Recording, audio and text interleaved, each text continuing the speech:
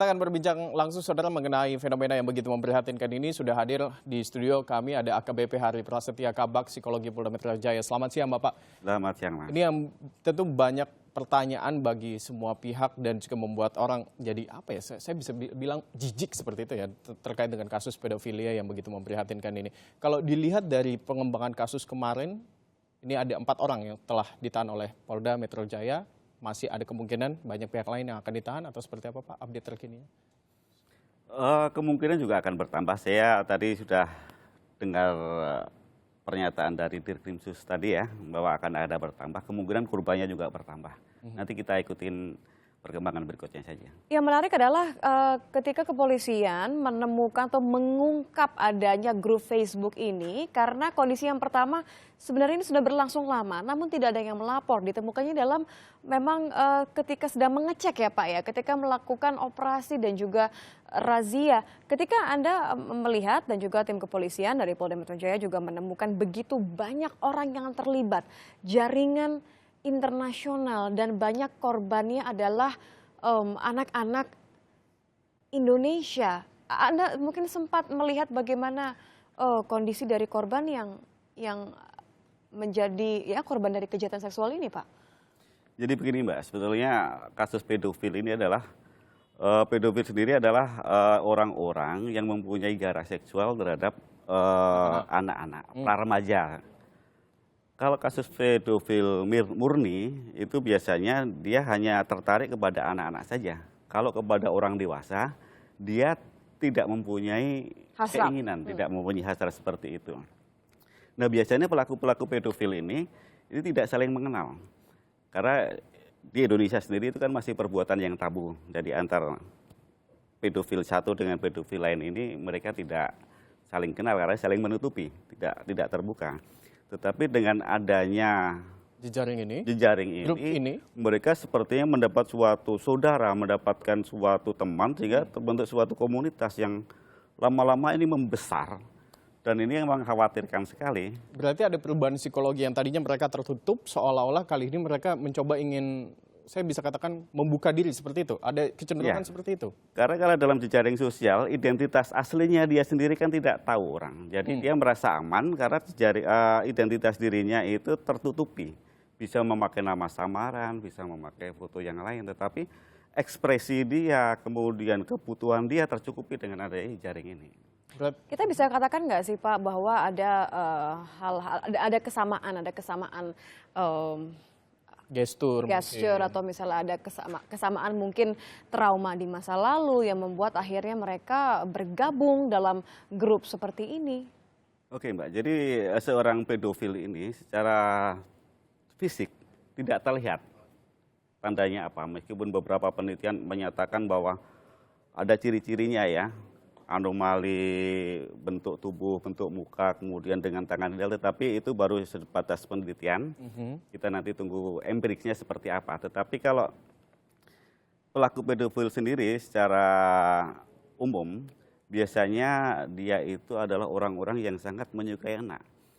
Dia selalu mencari cara bagaimana dia dekat dengan anak. Bisa jadi profesinya dia sebagai pengasuh anak mungkin, atau dia bisa memelihara banyak anak. Ya seperti di Karawang kan ini kan menjadi pelatih sepak bola, ada banyak anak-anak yang terlibat artinya. Guru juga guru ekstrakurikuler seperti itu kan. Mereka mempunyai kesempatan untuk bergaul banyak dengan anak-anak. Itu kan berarti masih begitu sulit ya Pak ya untuk mengidentifikasi apakah seseorang itu pedofilia atau tidak, berarti sama halnya seperti kita biasa ini. Tapi kalau kita perhatikan dari kasus per kasus, jumlah orang yang menjadi korban itu tidak hanya satu kalau kita perhatikan. Nah kalau sampai saat ini, kalau dari kesamaan atau perbedaan ciri fisik mungkin sulit untuk diketahui, bagaimana dengan catatan masa lalu? Apakah ada kesamaan seperti misalnya dia dulu pernah menjadi korban, seorang menjadi pedofilia? Kalau dari catatan biasanya dia berasal dari keluarga yang tidak harmonis. Ya. Kebanyakan seperti itu, kesamaan ini biasanya seperti itu. Kemudian orang-orang pedofil ini biasanya ya, tetapi tidak semuanya, ini sudah pada usia yang matang, usia yang cukup menikah, tetapi dia tidak menikah. Kemudian biasanya dia hidupnya lebih menyendiri, gitu. Kemudian kalau jejak masa lalunya lagi, biasanya dia mempunyai pengalaman traumatis tentang hubungan dengan lawan jenisnya. Tidak harus hubungan seksual ya, tetapi hubungan dengan lawan jenis yang menimbulkan rasa tidak enak di masa lalu. Sehingga dia cenderung untuk menghindari hubungan yang seperti itu. Sehingga kalau dengan orang yang lawan jenis dewasa, dia mendapatkan pengalaman yang tidak bagus, dia akan melampiaskannya ke yang tidak seperti itu. Dalam hal ini adalah Anak-anak. ya. Kalau artinya anak-anak yang menjadi pelampiasan seperti ini, yang menjadi korban artinya apa? Mereka kan juga rentan terhadap trauma, apalagi mereka yang usianya masih di bawah umur. Mereka mungkin belum mengerti apa yang menimpa mereka. Bisakah kita katakan bahwa anak-anak ini kemudian menjadi sangat rentan menjadi pelaku pedofilia?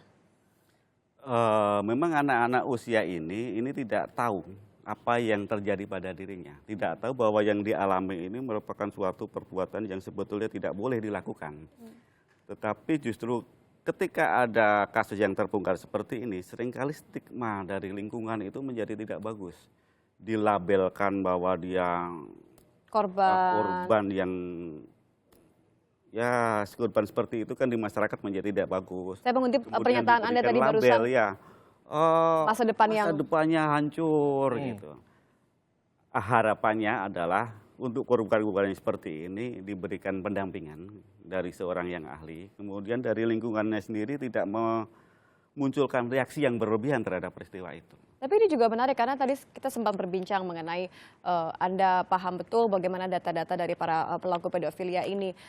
Lebih besar potensinya korban berjenis kelamin laki-laki yang kemudian mereka menjadi pelaku pedofilia dibandingkan dengan korban perempuan yang lebih banyak kemudian mengalami trauma dan mungkin mereka mengalami stres. Apakah itu bisa dikatakan seperti itu, Pak?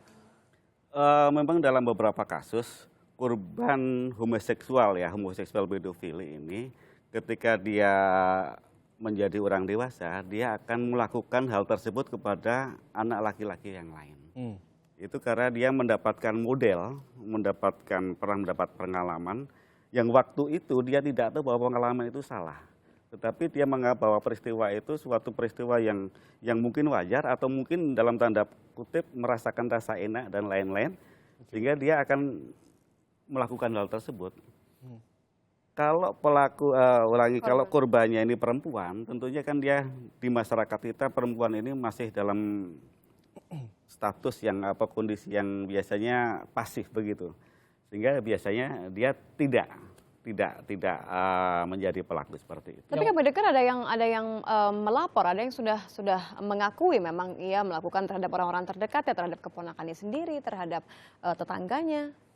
Memang untuk kasus pedofil ini dari data yang kami peroleh bahwa 60% ini dilakukan oleh orang yang sudah dikenal.